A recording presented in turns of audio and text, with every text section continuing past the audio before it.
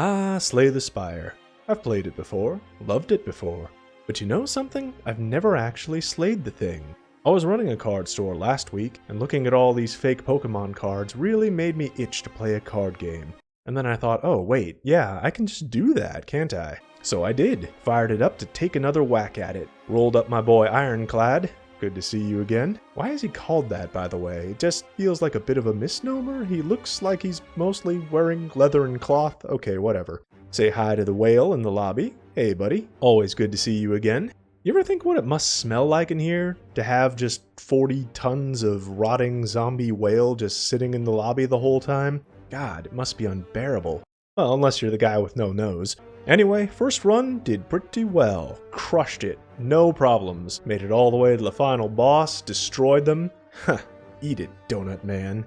So yeah, I was riding high, feeling pretty confident. That didn't last. As I played through again, I have a few questions this time. What exactly is going on in this Spire? What kind of dimensions are we dealing with here? There's like a whole city in Act 2? How does that work? Is it just all stacked on top of each other, floor by floor? Is there some bizarre kind of architecture at play here? Is it magic?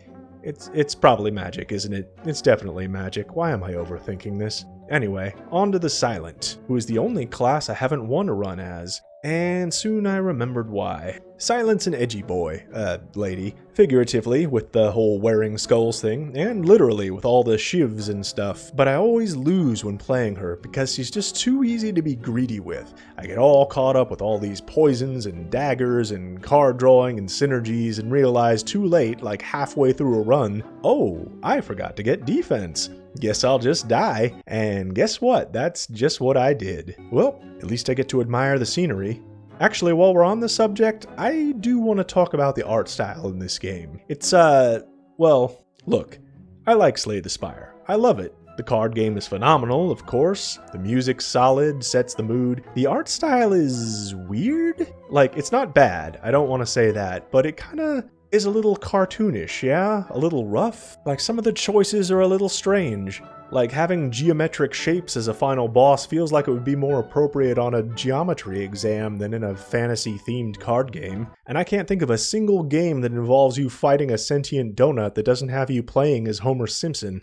Ah well, I can roll with it. It's charming, it's distinctive, but yeah, just a little different, let's say. And while we're on the subject of odd creative choices, on to the Defect, who's a little bit of a mess. Like, what the heck is he supposed to be? He looks like a craft project made out of parts from someone's basement. As far as I can tell, he's half wizard, half robot, half puppet, half juggler, and if that doesn't make a lot of sense, yeah, neither does this character.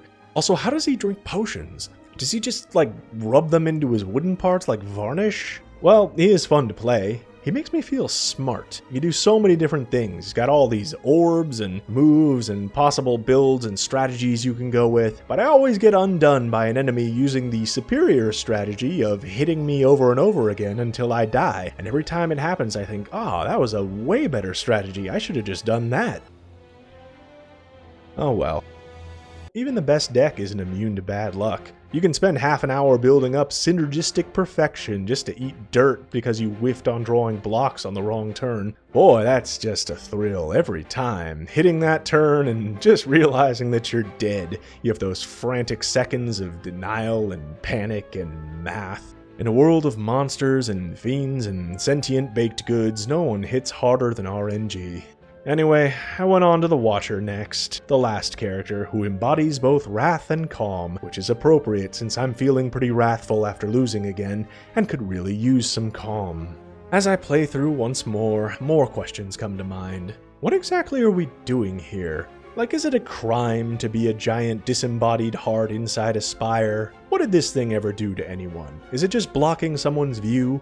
Is this whole campaign just a ploy by the local homeowners association to raise property values or something? It just feels iffy. I'm just being nitpicky. I'm still a little pissed off, still stuck in wrath stance, I guess you could say, which coincidentally is what got me killed this time. And that's it. I'm tilted now. I'm pissed. Officially.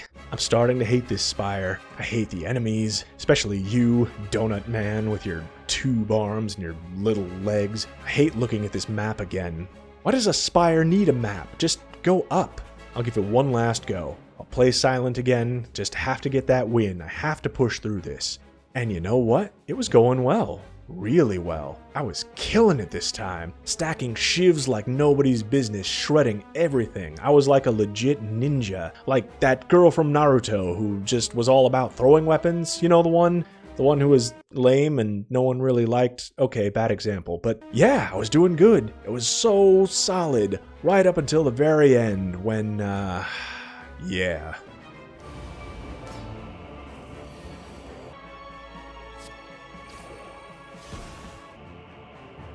Oh, you have got to be kidding me.